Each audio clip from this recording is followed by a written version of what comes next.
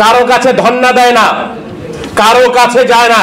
এই যে এখানে চেয়ারে যারা বসে আছেন এদের পয়সায় চলে সবকিছু, কারো কাছে আমরা যাই না। বঙ্গবন্ধু সাংস্কৃতিক গোষ্ঠী একমাত্র বলবো যে প্রতিষ্ঠান যারা কারো কাছে চামচেমিও করতে চায় না, তৈলমর্দন করতে চায় না, ভালো ঘিও কিনে রাখে না তেল দেবার জন্য।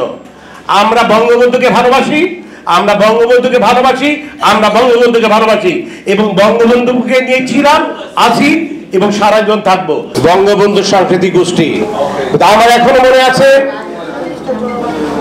93 BCC রোড ঢাকারি বাজারি পাশে যখন আমরা এই বাসায় থাকতাম, তখন সর্বসময় 1976 সালে 23শে অক্টোবরের পরে আমু ভাই, তোফায়েল ভাই, রাজ্জাক ভাই এরা রেগুলার আমাদের বাসা যেত।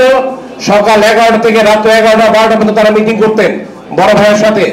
সেই তখন থেকেই কিন্তু আস্তে আস্তে আস্তে আস্তে করে আওয়ামী লীগ নামক শব্দটি উচ্চারণ করা শুরু হয়েছে।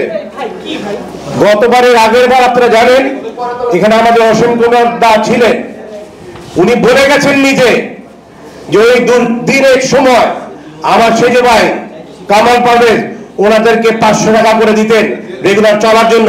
এটা উনি নিজ মুখে স্বীকার করে গেছেন এবং এটা অপ্রিয় হলো সত্যি কথা। সেই সময় আমাদের পারিবারিক ভাবে আমার সেজে ভাই যা করেছেন সেটা ওই সময় যারা আওয়ামী লীগের নেতৃস্থানীয় যারা ছিলেন তারা খুব ভালো করে জানেন। কিন্তু অত্যন্ত দুঃখের বিষয় হচ্ছে যে আমরা আসলে ব্যাপারগুলোকে মনে রাখি না, আমরা সহসাই ভুলে যাই, আমরা সহসাই ভুলে যাই আমাদের প্রিভিয়াস ঘটনাগুলোকে। আমরা কেন ভুলে যাই জানি না, কিন্তু আমাদের ভোলা উচিত না।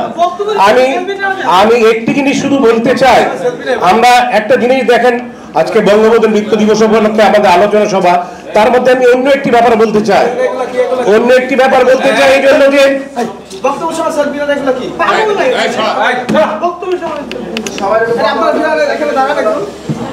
আমি বলতে চাই না, কিন্তু আমি ইন্ডিয়ান আইডল বা ইন্ডিয়ান যেসব টপ লেভেলের অনুষ্ঠানগুলো হয় সেখানে কিন্তু আমরা দেখি যে সে কি ছিল, সে রাস্তায় ছিল নাকি গরিব ছিল না ফকির ছিল, এটা কিন্তু গ্ল্যাডলি তারা বলে দেয়।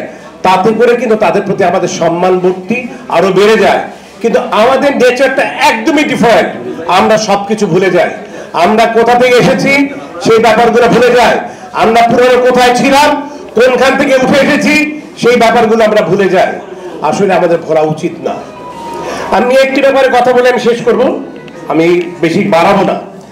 আমাদের মধ্যে যেটা দেখা যায়, আমরা যেটা দেখেছি, আমি অনেক মিটিংয়ে যাই না, কিন্তু মিটিংয়ের অবস্থানগত দিকগুলো আমি শুনেছি, দেখেছি।